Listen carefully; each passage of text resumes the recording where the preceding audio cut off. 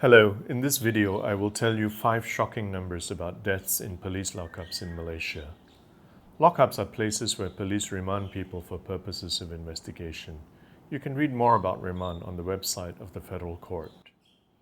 Most suspects are kept in lockups for 4 days. Some are kept for 29 days. Some are kept longer due to a practice called chain remand. There are over 400 active lockups. You will see this chart many times during this video.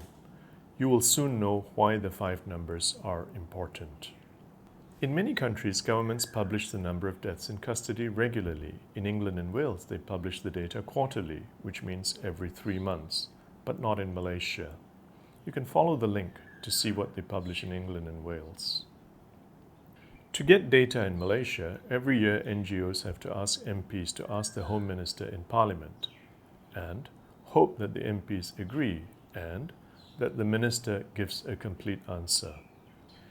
In this video, we use data released in Parliament by Home Minister Datuk Seri Zahid Hamidi on 30th March 2017.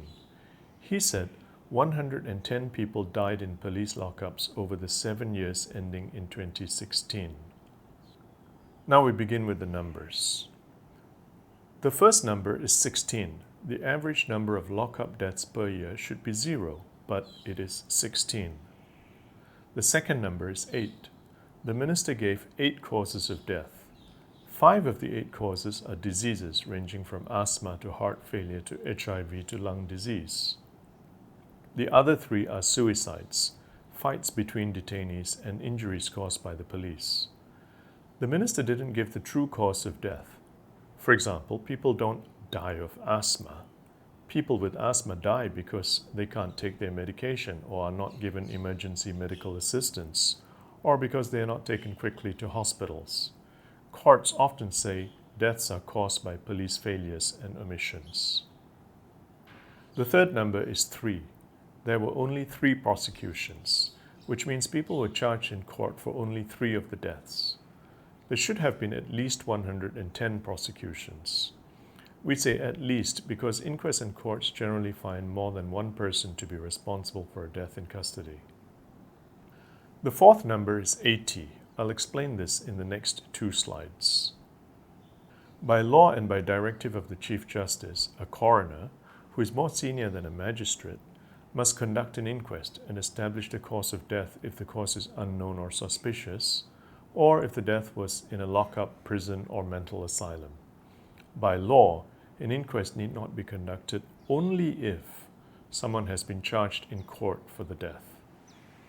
Now let's do the math.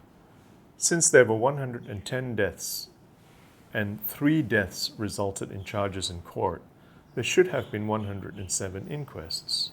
But, according to the Minister, only 27 inquests were conducted. That means coroners failed to conduct 80 inquests. The fifth number is 41. People often say that most people who die in custody are Indians. They are wrong. I'll explain this in the next 2 slides. According to the Minister, over 7 years, 41 Malays died in custody. That means 37% of those who died are Malays.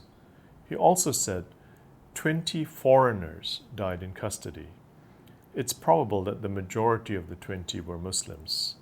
This means more Malays and Muslims die in lockups than any other ethnic or religious group. Why are there so few reports of Malays dying in lockups? Often, for cultural, religious, and cost reasons, their families do not press the government to conduct inquests. Therefore, the deaths of Malays are often not subjected to inquests. Those are the numbers. We think you'll agree that the numbers are terrible and unacceptable. Lockup time is for purposes of investigation, not punishment. Lockup time is short. If the police are vigilant and follow proper procedures, no one should die in a lockup, and every death should be subject to either prosecution or inquest or both. We think everyone agrees with us, even the police. We want to end deaths and abuse in police lockups. I've told you a lot about remand, lockups, and deaths in custody. Now I'll tell you a little about EDICT, the NGO which produced this video.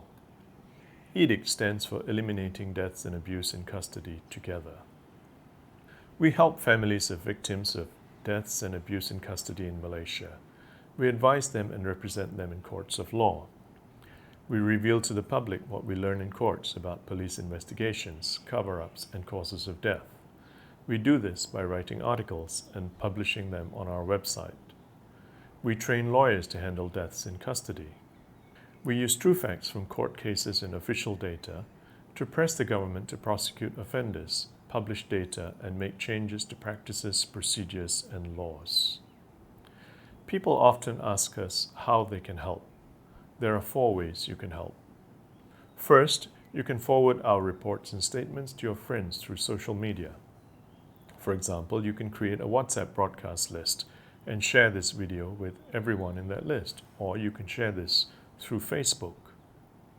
Second, you can register your name, phone number, and email address with us so that we can keep you updated about what we do and what we need.